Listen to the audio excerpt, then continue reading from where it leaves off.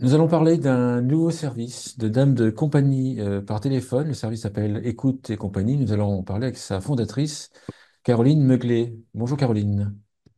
Bonjour Frédéric, merci de m'accueillir.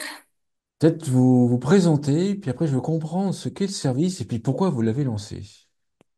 Alors donc je suis Caroline Meuclé, j'ai 53 ans.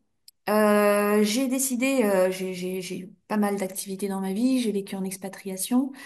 J'ai monté une entreprise de fabrication de meubles en fer forgé à 23 ans que j'ai gardé pendant 10 ans. Donc j'ai plutôt un esprit entrepreneurial. Et au cours de ma petite carrière, j'ai donc travaillé notamment pendant 10 ans dans un service client pour un groupe qui s'appelait le groupe Outiror.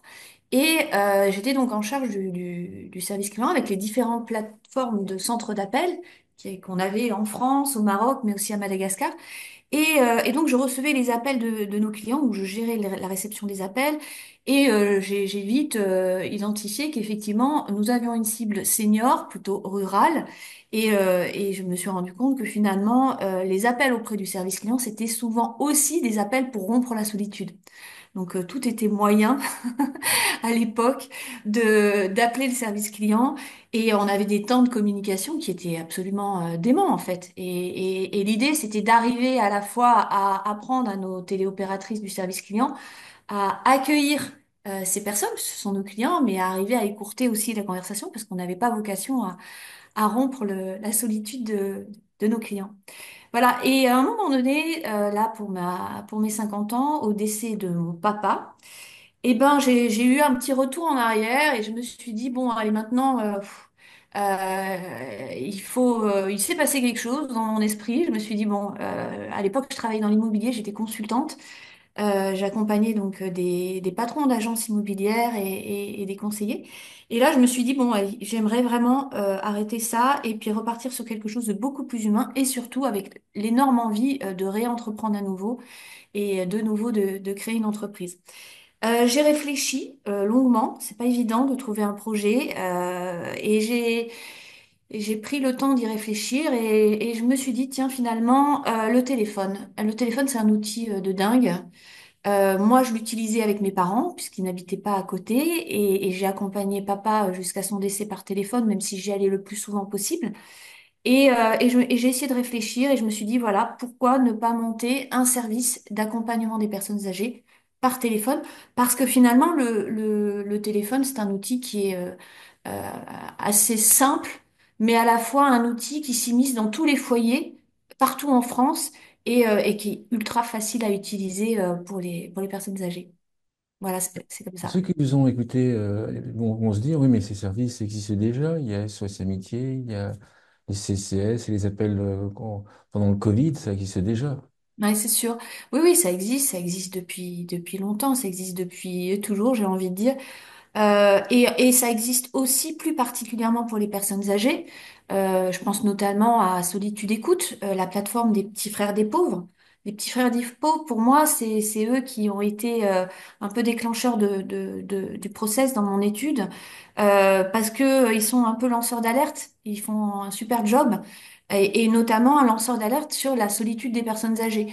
Et c'est en regardant effectivement bah, les chiffres du baromètre Solitude et isolement de 2021 des Petits Frères des Pauvres, où je me suis dit, mais waouh, c'est absolument fou. On parle de mort sociale, on parle de personnes qui n'ont personne à qui parler de choses intimes. Donc c'est vrai que ça existe. On a des associations qui font ça. Je pense à l'association Au bout du fil. Il y a les CCAS qui, si vous vous inscrivez, peuvent appeler et avec des appels en particulier pendant les périodes de canicule. Donc moi, enfin tout ça, je trouve ça formidable et je me suis dit comment aller plus loin en fait. Parce que finalement, j'ai vu toutes ces choses-là, j'ai vu un élément c'est que finalement, on était toujours sur quelque chose d'anonyme. Ouais, bah, quelque part, c'est un peu normal. Dès l'instant où on est sur de l'associatif, on peut pas demander une continuité dans les échanges à quelqu'un à qui on demande de s'engager bénévolement. et c'est déjà bien qu'il qu'il le fasse, et c'est déjà bien qu'il donne quelques heures dans le mois à dédier à ces appels de convivialité. Sauf que moi, ce que je voulais, ben, c'était peut-être aller un petit peu plus loin et proposer vraiment quelque chose d'ultra personnalisé et donc sortir vraiment de l'appel neutre et anonyme.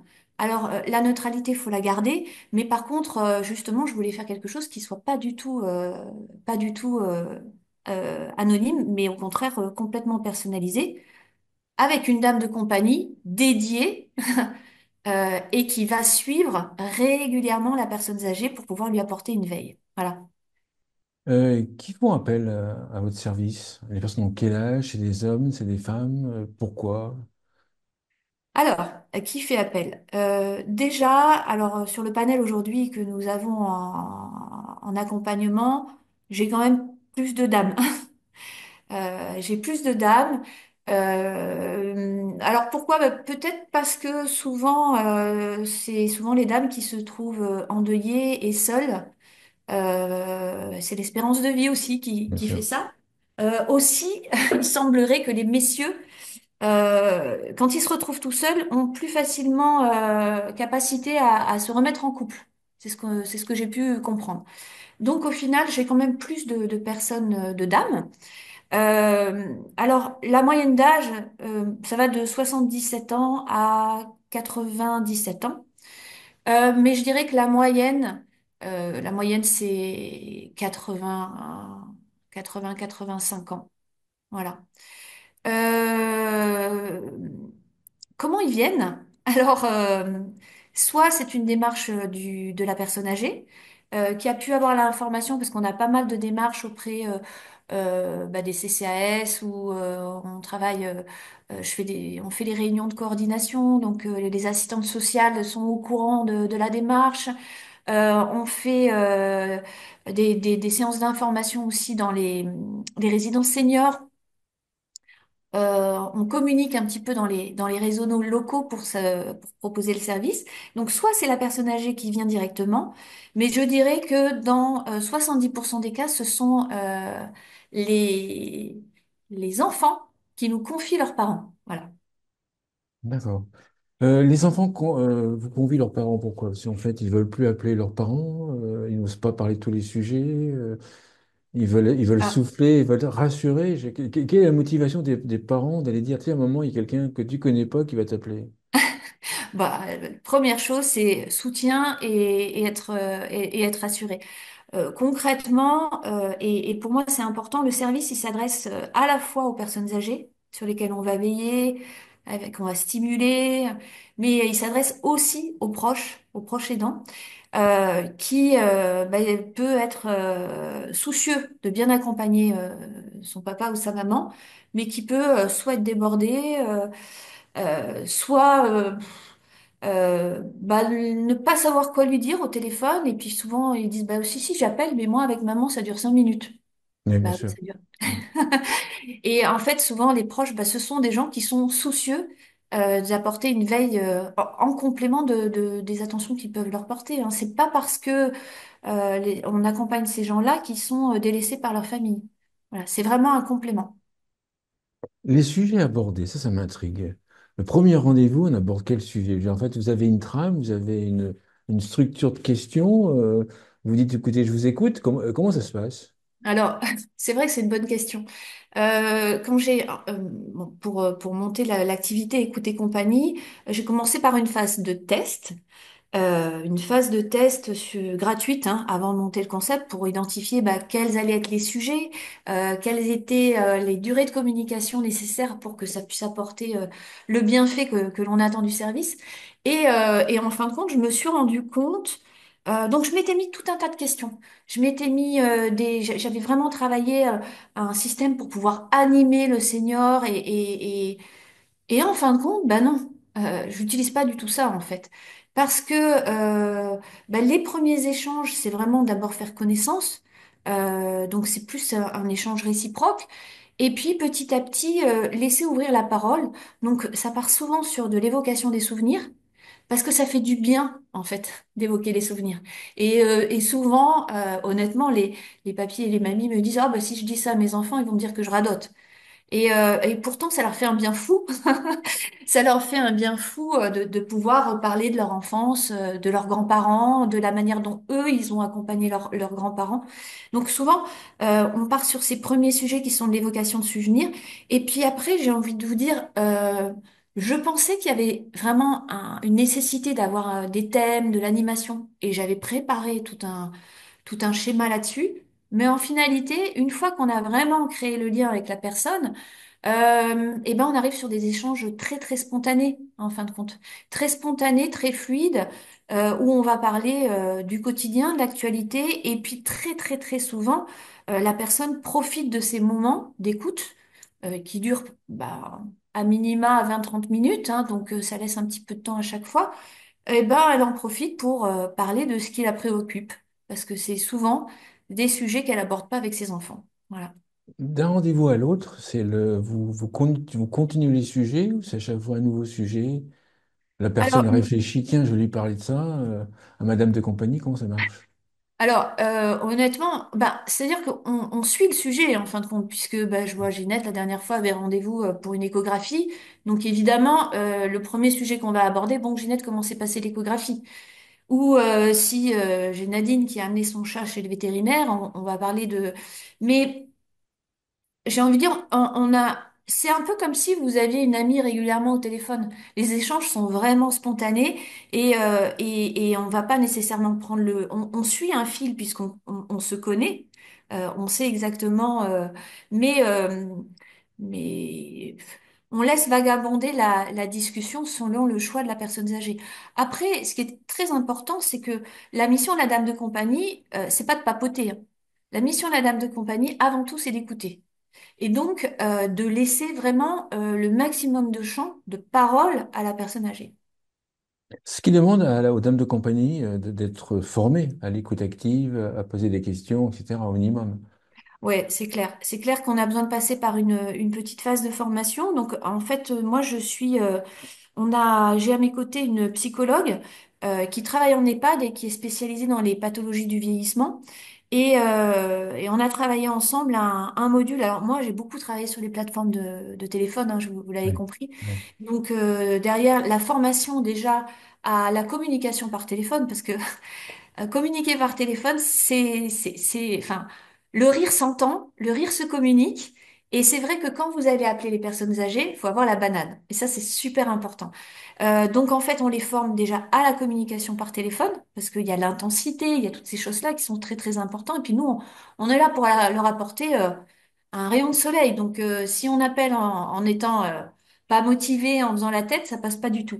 Donc, on a cette formation d'abord sur la communication par téléphone, et puis on a cette formation sur bah déjà toute la partie écoute active, et puis on va aussi leur apprendre un petit peu à déceler en fait. On va identifier les éléments importants à déceler chez la personne âgée. Alors, parce que c'est aussi là notre objectif, c'est qu'on a cette opportunité de pouvoir veiller chaque semaine sur la personne âgée. Et notre objectif, c'est de bah, contribuer au bien vieillir, hein, permettre le maintien à domicile. Donc, l'idée, c'est vraiment de pouvoir se dire, ouh là là, bah, tiens, je trouve que Claudie répète régulièrement les mêmes anecdotes. Tiens, il faudrait peut-être quand même que j'appelle sa fille, Anne, et qu'on fasse quand même un petit contrôle. Alors je vous dis ça, c'est vraiment du vécu en plus. Mais donc vraiment, on va leur apprendre un petit peu à essayer de détecter par des petites questions ouvertes, les amener à parler de leur douleur, de leur santé, pour essayer d'imaginer un petit peu dans quel état elles se trouvent. Alors justement, en fait, là, vous l'avez un petit peu abordé, est-ce qu'il n'y a pas après un compte rendu qui est fait aux enfants, en fait? En fait, comment est-ce que vous gérez la confidentialité avec la personne âgée et puis les enfants? Puis comment est-ce que vous faites comprendre à la personne âgée que vous n'allez pas, entre guillemets, cafeter aux enfants? Alors bon, honnêtement ça c'est super important et c'est vrai que c'est un point où il faut avoir cette mesure, cette capacité à identifier ce qu'il faut dire et ce qu'il ne faut pas dire. Voilà. Donc une prise de hauteur, c'est vrai, parce que en aucun cas on va relater le contenu de la conversation et de l'échange avec la personne âgée. C'est complètement confidentiel. Par contre, si à un moment donné il y a un élément qui va nous inquiéter, on va en parler et parce que notre mission elle est aussi d'alerter les proches. Donc nécessairement on va en parler. Moi, si par exemple à chaque conversation, et ça aussi c'est du vécu, j'ai quelqu'un qui va me dire à chaque fois qu'elle décroche, bonjour, comment ça va? Oh, bah ça va pas très bien aujourd'hui. À Là, un c'est- moment donné, je vais faire un petit bilan au moment où j'envoie la facture et le journal des appels. Je vais faire un petit bilan et je vais le mentionner. Et c'est ce que je fais. Je vais dire, voilà, votre maman, je vais pas nommer le nom, me met à chaque début d'appel, ah bah ça va pas trop bien aujourd'hui. Moi, pour moi, je décèle une certaine forme de déprime. Il serait peut-être intéressant que les frères et sœurs puissent se relayer pour appeler plus souvent. Voilà. Pour moi, je lance l'information. Maintenant, à savoir s'ils le font, je Après, les familles, bon, c'est les familles, hein. voilà. Mais, Mais vraiment, en fait, il y a vraiment cette petite mission, enfin, cette forte mission d'alerte et de pouvoir bah, le transmettre. Il y a, oui, justement, ça, en général, je le fais systématiquement quand on envoie la facture. Quand on envoie la facture, c'est un service professionnel, hein, c'est payant. Donc, qui dit payant dit livrable, obligation. Donc, moi, mon obligation, c'est d'appeler. Et on envoie un journal des appels, puisqu'en fait, on a un système de téléphonie qui nous permet bah, à la fois d'enregistrer les appels si c'est accepté, et aussi, alors bien sûr, l'enregistrement des appels, hein, c'est pareil, ils sont utilisés à des fins de formation, ils sont archivés moins de 6 mois, c'est fait de manière aléatoire, on respecte vraiment les normes. Et puis, à l'issue chaque mois, j'envoie le journal des appels qui montre quel jour, à quelle heure j'ai appelé et combien de temps ça a duré. Et ça montre aussi si la personne âgée a elle-même appelé son accompagnante. Parce que ça, c'est très important. Je me suis rendu compte qu'il était important que le service ne soit pas que dans un sens. On a des rendez-vous d'appel, mais ça suffit pas en fait. Et au départ, je pensais pas le faire, et puis je me suis rendu compte que c'était indispensable. Pourquoi? Parce qu'un jour, j'appelle bah, Ginette, Ginette 90 ans, et elle me dit, ben, bonjour Ginette, comment ça va? Ah bah aujourd'hui ça va, mais hier j'ai pleuré toute la journée. Et là, je me suis dit, waouh, ça va pas du tout cette histoire. Et j'ai dit, mais Ginette, fallait m'appeler. Instinctivement, c'est ce que je me suis dit. Et je me suis dit, ce service, il ne peut fonctionner que si la personne âgée peut joindre son accompagnante. Donc c'est vraiment encore quelque chose qui va différencier le service de ce qui existe aujourd'hui. C'est que on n'est pas seulement sur quelque chose où on a un rendez-vous, on a un appel de convivialité anonyme, neutre. Là, on est vraiment sur une dame de compagnie qui accompagne et qui est disponible en cas de besoin par le senior et par les proches. Voilà. c'est intéressant, très intéressant.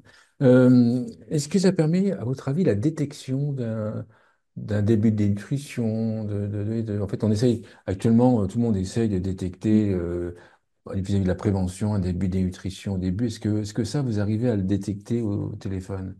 Alors ça, c'est assez marrant parce que la nourriture, c'est toujours un sujet en fait. Parce qu'on appelle toujours à un moment où soit c'est le moment de déjeuner, ou c'est plus souvent d'ailleurs, on appelle plus souvent l'après-midi, ou soit ils vont se préparer à dîner.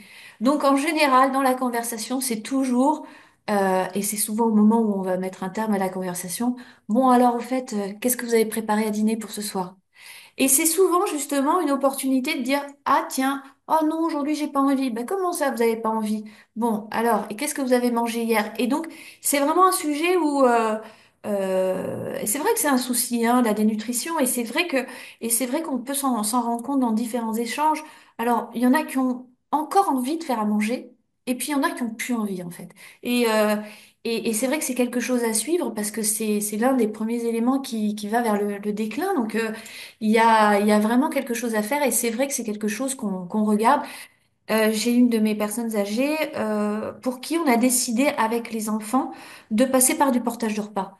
Parce que en fin de compte, déjà, elle s'était endormie et elle avait laissé sa casserole sur le feu, donc ça avait un petit peu alerté tout le monde.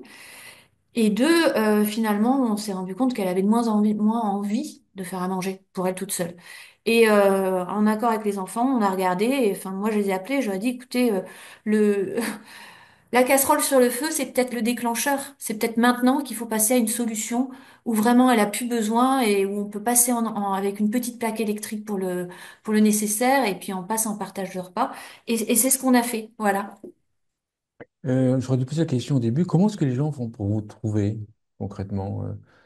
Les enfants, comment est-ce qu'on fait comment est-ce que les enfants font pour trouver ce service-là? Alors, c'est vrai que c'est pas évident parce que finalement, c'est un service bah, qui existe pas trop en fin de compte, hein. Oui, en fait, pour moi, c'est un service qui répond à un besoin, que les gens, à mon avis, ont conscience de ce besoin d'échanger, etc. Les enfants ont conscience ne serait-ce que pour être soulagés eux-mêmes. Mais de là à imaginer que le service existe, c'est Ouais, différent. c'est marrant. Ça m'arrive souvent qu'on me dise ah oui, c'est marrant ça, mais ça n'existait pas. Ah, c'est dingue que ça n'existait pas en fait. Oui, c'est ça, c'est exactement ça, ouais. Et c'est vraiment et oui, enfin. Déjà, je pense que on commence à se poser la question de la solitude des personnes âgées à partir d'un certain âge. Il y a déjà toute une population tous les jeunes s'en rendent pas compte et jusqu'à ce que nos parents commencent à être un petit peu vieillissants, on se rend peut-être pas compte que la prise d'âge peut être une forme d'enfermement et d'isolement.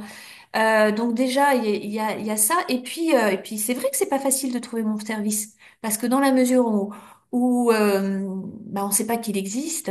Donc moi, aujourd'hui, mon travail, ma mission, c'est justement de pouvoir mettre en place des synergies avec des acteurs ben, qui trouvent que le concept est attractif et intéressant et de pouvoir mettre en place des synergies pour qu'ils fassent connaître ce service en complément du leur.